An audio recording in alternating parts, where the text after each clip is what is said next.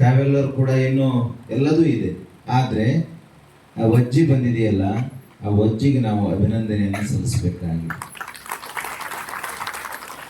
ಭಕ್ತಿ ಮಾರ್ಗದಲ್ಲಿ ಸಾಕಷ್ಟು ನೋವುಗಳು ಬರ್ತವೆ.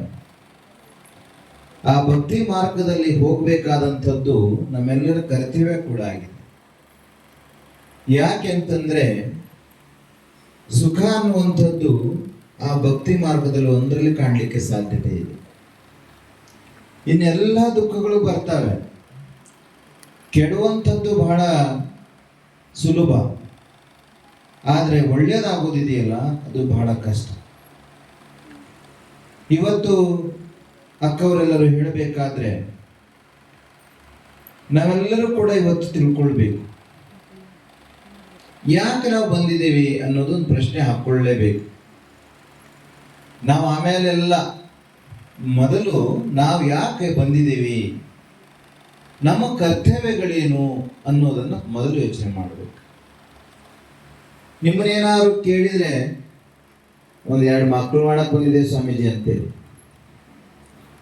ಇನ್ನೂ ಸ್ವಲ್ಪ ಮುಂದಕ್ಕೆ ಹೋಗಿ ಆ ಮಕ್ಕಳಿಗೆ ಕೆಲಸ ಕೊಡ್ಸಕ್ಕೆ ಬಂದಿದ್ದೀವಿ ಅಂತೇಳಿ, ಇನ್ನೂ ಒಂದಿಷ್ಟು ಮುಂದಕ್ಕೆ ಹೋಗಿ ಅವಕ್ಕೂ ಒಂದೊಂದು ಮದುವೆ ಮಾಡಬೇಕು ಅಂತೇಳಿ, ಇನ್ನೂ ಒಂದಿಷ್ಟು ಸ್ವಲ್ಪ ಮುಂದಕ್ಕೆ ಹೋಗಿ ಅವಕ್ಕೂ ಒಂದೊಂದು 2 ಮೊಮ್ಮಕ್ಕಳು ನೋಡಬೇಕು ಅಂತಂತೀವಿ. ಇನ್ನೂ ಬಹಳ ಜನ ಆಸೆ ಇಟ್ಕೊಂಡಾರೇನು ಅಂತಂದ್ರೆ ಮಕ್ಕಳಿಗೆ, ಮೊಮ್ಮಕ್ಕಳಿಗೆ, ಮರಿ ಮೊಮ್ಮಕ್ಕಳಿಗೂ ಕೂಡ ಒಂದಿಷ್ಟು ಮದುವೆ ಮಾಡೇ ಹೋಗ್ಬೇಕು ನಾವು ಈ ಭೂಮಿಯಿಂದ ಅಂತ ತಿಳ್ಕೊಂಡಿದ್ದೀವಿ. ಇಷ್ಟೇನಾ? ಈ ಭೂಮಿಗೆ ಬಂದಿದ್ದು ಮಕ್ಕಳು, ಮೊಮ್ಮಕ್ಕಳು, ಮರಿ ಮೊಮ್ಮಕ್ಕಳು ಇದನ್ನು ಮಾಡ್ಲಿಕ್ಕ ಅಲ್ಲ.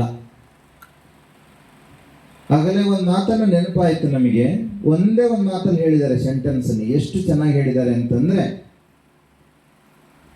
ನಾವು ಸಮಾಧಿಯಾಗುವವರೆಗೂ ಸಮಾಧಾನವಾಗಿರುವುದೇ ಜೀವನ ಅಂತೇಳಿ.